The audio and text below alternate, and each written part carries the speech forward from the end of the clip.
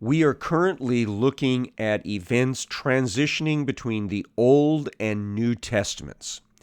And we are now commonly talking about a man that is right there at the beginning of the gospel story, and that is Herod the Great.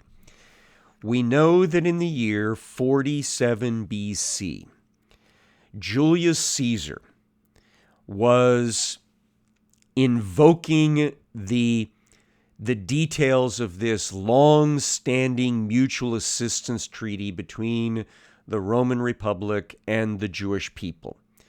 And he supports Hyrcanus as high priest and ethnarch of the Jews. But he also is very much a rewarder of Hyrcanus's right-hand man, Antipater the Idumean, the father of Herod the Great. And he gives Antipater and his family the right to become Roman citizens. And not just that, he makes them immune to Roman taxes. And this is how Herod begins laying this unimaginable fortune that we'll watch him spend later. Herod is made the leader of Galilee by his dad. And his big brother, Phasaelus, is made the leader of the city of Jerusalem and of the immediate Judean region around Jerusalem.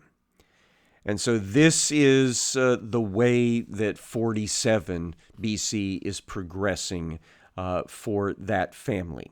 Now, not everybody's happy for them, though.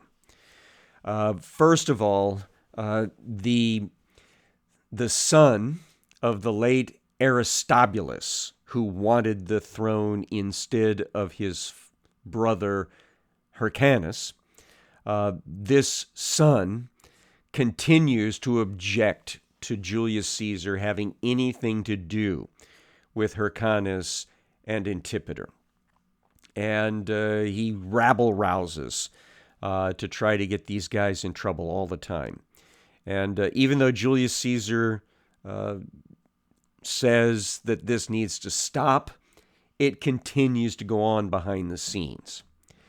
Now, for Herod, this becomes a problem in that as soon as he takes over Galilee, the administration of Galilee, now he's 25 at the time, so keep that in your head, he begins killing off Roman gang leaders that have been terrorizing the region.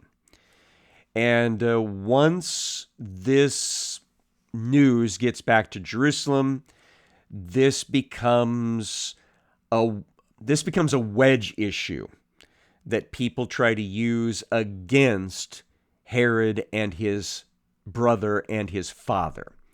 And we end up with daily protests at the temple about how these Jewish gang leaders were actually murdered by Herod, that they were not given due process, that they were not as bad as was being reported. Their moms are making public statements and demanding that Herod be brought to justice.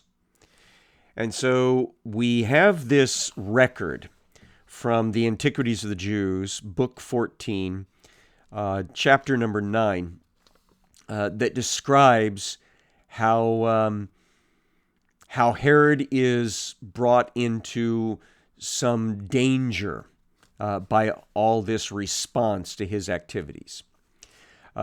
And this is the way that some of the leaders were complaining to Hyrcanus about Herod and Phasaelus and Antipater. Quote, "How long will you be quiet under such actions as are now done? Or don't you see that Antipater and his sons have already seized upon the government, and that there is only the name of a king which is given to you? But do not suffer these things to be hidden from you, Nor do you think to escape danger by being so careless of yourself and of your kingdom. For Antipater and his sons are not now stewards of your affairs. Do not deceive yourself with such a notion. They are evidently absolute lords. For Herod, Antipater's son, has slain Hezekiah and those that were with him, and have thereby transgressed our law, which has forbidden to slay any man, even though he is a wicked man, unless he's first condemned to suffer death by the Sanhedrin. And yet hath he now been so insolent as to do this, and that without any authority from you. So this is the legal complaint that's being made by some of the Jewish leaders at Jerusalem that don't like Antipater's actions or his son's actions. And so the claim is made that Herod had not given due process to this Hezekiah and other thugs before he killed them. And so now he needs to be brought up on charges before the Sanhedrin. Well, long story short, you can go and read the whole thing yourself, but here's the shortened portion. Hyrcanus agrees that Herod can be put on trial for murder in front of the Sanhedrin, but he makes it very clear that he and Sextus Caesar of Syria both expect this young man, Herod, to be acquitted of the charges. So Ethnarch Hyrcanus says, fine, you can put him on trial, but I want to make it very clear, you better find him innocent because he didn't do anything wrong. On the advice of his father, Herod came to Jerusalem from Galilee for this trial with a security detail that was large enough to protect him from an unruly mob, but not large enough as to seem that he were planning some sort of coup against Ethnarch Hyrcanus. When Herod did arrive, he looked quite regal and didn't seem very humble at being summoned before the high court on murder charges. And since he was surrounded by his security detail, the prosecution of the case declined to go forward with their presentation, presumably because they were afraid for their lives by the security detail. One of the Sanhedrin members chided the others that they were about to acquit a proud young man who, quote, and this is straight from Josephus, will one day punish both you and your king himself also, end quote. And that does seem a little prophetic, doesn't it? When Hyrcanus saw that these comments had clearly swung the Sanhedrin toward condemning Herod to death, even though he'd warned them, don't you dare do this, he decided to adjourn the proceedings for the day, and then he advised Herod to get out of town because he was pretty sure now that a guilty charge was going to be returned, and he wouldn't be able to protect him from that verdict. So Herod takes that advice, and he leaves and goes to Damascus, Syria, where he then began using his wealth and his favorable impression with Sextus Caesar to gain appointment by the Romans over all of southern Syria, which was under Roman control. And that would have included Samaria itself, the region of Samaria between Galilee and Judea. And so all that happens in the later part of 47. Now, he apparently stews over this. Remember, he's 25, and he feels that he'd been doing the right thing, and then he got mistreated. So he gets irritated by that, and now he's a powerful 25, maybe 26-year-old. And so in 46 BC, he leads his Syrian army back to Jerusalem with the specific intent to avenge himself on this Sanhedrin and to remove the weak-willed Hyrcanus from power, because he doesn't feel that Hyrcanus should have. He feels that Hyrcanus should have stood up for him. It was only the pleadings of his father and his brother that convinced him not to carry out this effective coup against Hyrcanus. So that's all that happened in 47 and 46. And then things kind of calmed back down again for a while amongst the Jewish people. Then in 44 BC, we have another huge watershed event, the Ides of March, 15 March 44 BC. Julius Caesar is assassinated by a man named Cassius and Brutus, and because they considered him to be a threat to the continuation of the Roman Republic. They were probably correct, but the moment that they killed him, they triggered another civil war amongst the Romans. In 44 BC, Cassius went to his Senate-appointed province of Syria in order to raise an army in this upcoming civil war. And of course, that means he was in control of the region that included Judea. So he levied a tax of 700 talents upon the Jewish nation. Remember, a talent is about 6,000 days' wages. So we're talking about a lot of money here. Which Antipater, who's functioning as, the administrator of all practical things going on in the kingdom, Hyrcanus is just pretty much taking care of high priest functions. He's more of a figurehead at this time. So Antipater divides this money up over 7 regions to be raised. And then Herod, his son, he's the first to accomplish the collection of funds in Galilee. And so Cassius rewards Herod for that with control over all of Syria. So Herod the Great now he's not known by Herod the Great just yet, but Herod is known as being a man of action amongst the Romans and the Syrians. That's very clear at this time. Well, the civil war continues for the next couple of years. In 43, the sides are basically divided up this way.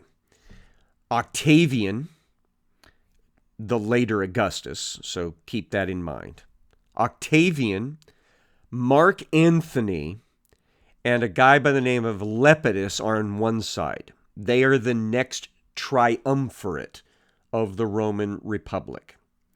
And then on the other side of the Civil War are the two assassins, Cassius and Brutus. Now Herod, because he is Cassius's governor of Syria, was expected to provide material support for his leader, Cassius, on the what will be the losing side of this civil war. And in return, though, listen to this. In return, Cassius promised to Herod the title King of the Jews once the war was over. So Cassius says, once we win, Herod, I'm going to make you the King of the Jews. And so that's planted in Herod's head at this point in 43. Now, what else is happening? A Jewish noble by the name of Malichus poisoned Antipater the Idumean during this period. So Herod's dad is poisoned to death by a Jewish noble. And Josephus has nothing but good things to say about this man that has been murdered in this fashion. This is his quotes from both the antiquities of the Jews and the wars of the Jews. And thus died Antipater, a man that had distinguished himself for piety and justice and love to his country. And then the other quote, he was a man, in other respects, active in the management of affairs, and one that recovered the government to Hyrcanus and preserved it in his hands. So as far as Josephus, the Jewish historian, was concerned, Antipater, the Idumean, was a hero of this time period and a good and apparently even godly man. Now, as you would expect, Herod wanted immediate vengeance for the poisoning of his father, but he was talked out of it by his older brother Phasaelus, who was concerned that this would trigger a civil war among the Jews, like that which was already going on among the Romans, and that would not be good for the Jewish people. And so Herod agreed that that would be the case, and so for a while he complied. But he did write a letter to Cassius and complained about the murder of his father, and he also knew that Cassius didn't like this Malichus guy that had already been doing things against Crassus. And so Cassius decided to take out Malichus. And so this operation occurred in the city of Tyre along the seashore. Malichus and Hyrcanus, the high priest and ethnarch of the Jews, they were walking along the ocean, along the Mediterranean seashore, to a dinner party that had been thrown by Herod, the governor of Syria.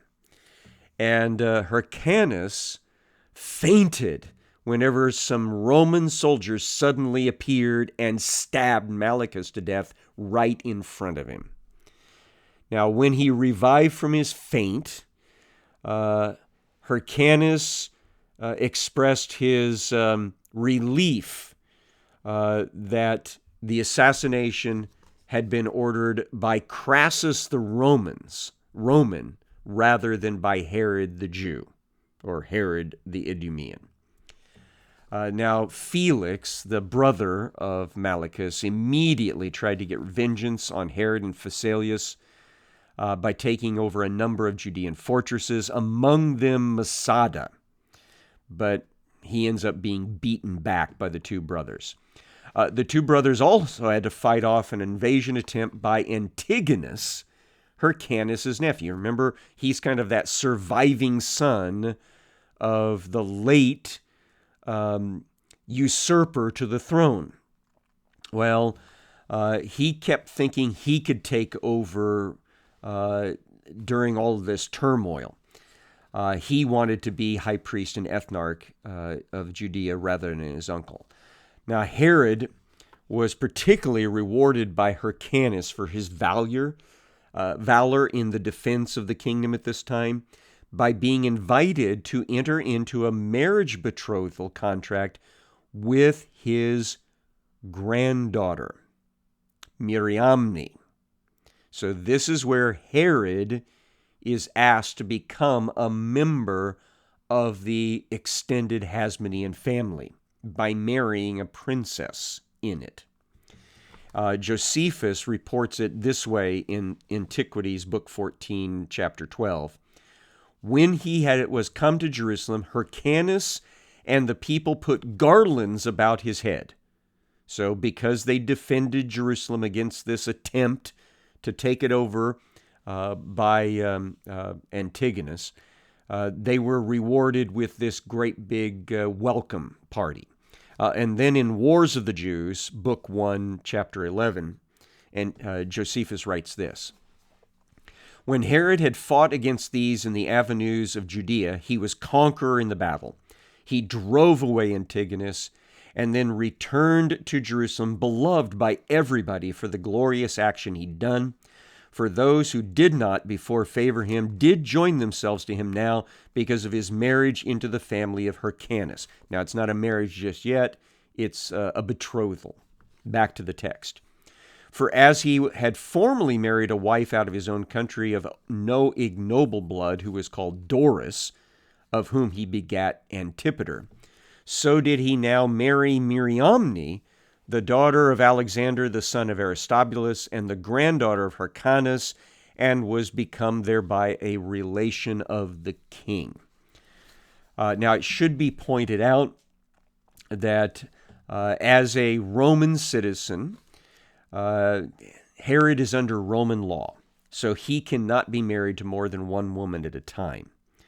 So basically, he has to begin divorce proceedings against his wife Doris in order to marry Miriamne.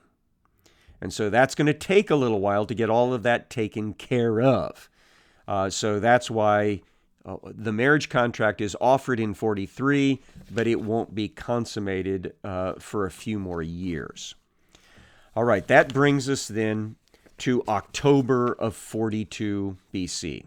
That's when Cassius and Brutus commit suicide once they saw that they lost the Battle of Philippi to Mark Antony. So they realize they're done for, their civil war is over, so they kill themselves, and pretty much everything is finished now. But that means that Herod and his brother and their boss, Hyrcanus, the high priest and ethnarch of the Jews, they were on the losing side of the civil war of the Romans. And so they could come under penalty for that. So in 41 BC, Herod was among those high-ranking persons in the Middle East who presented themselves to Mark Antony at Ephesus, paying their respects to the victor of the Roman Civil War.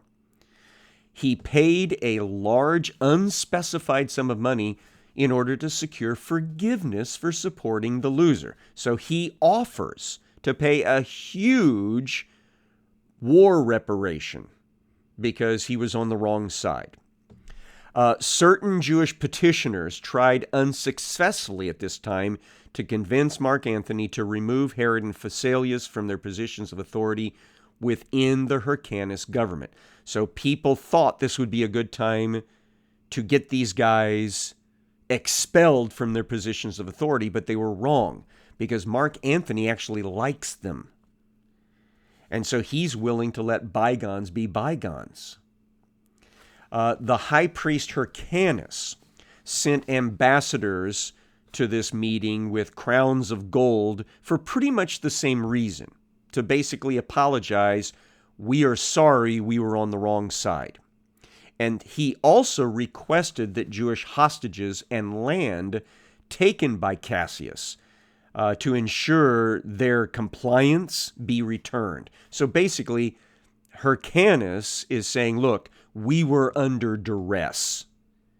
We were forced to provide this support by hostages being taken and properties being taken. So here's our apology. We're paying this fine, but we'd like to have the people and the things taken from us returned now, please. Mark Antony issued several decrees at this time that were very favorable toward Hyrcanus and the Jewish people, and he pretty much blamed the whole turmoil on Cassius and Brutus. Later in that year, while Mark Antony was holding court at Antioch, Syria, Hyrcanus came to visit him. And during this time, there was a group of 100 Jewish leaders that once again came into Mark Antony's presence and asked him to remove Herod and Phasaelus from their positions of authority and just leave Hyrcanus as the ruler, high priest, and ethnarch alone. Mark Antony responded by simply turning to Hyrcanus and asking him whom he thought was best qualified to oversee Jewish affairs, to which Hyrcanus replied these words, and this is a quote from Josephus, "Herod and his friends," end quote. So Mark Antony immediately declared that Herod and Phasaelus were now tetrarchs. That's ruler of a fourth part. That's a rank amongst the Romans that's immediately below ethnarch. So he promotes them to be immediately under Hyrcanus. When 15 of the petitioners vehemently objected, Mark Antony was about to have them executed on the spot, but Herod intervened and asked them not to do that. And then when there was a riot not too long after that, for the same reason, Mark Antony had those rioters put down with extreme prejudice. And interesting enough, Herod and Hyrcanus turned around and paid for the funerals of the dead rioters and the medical treatment of the wounded. And so that is where we will take up the story next week when we get back into God's Word.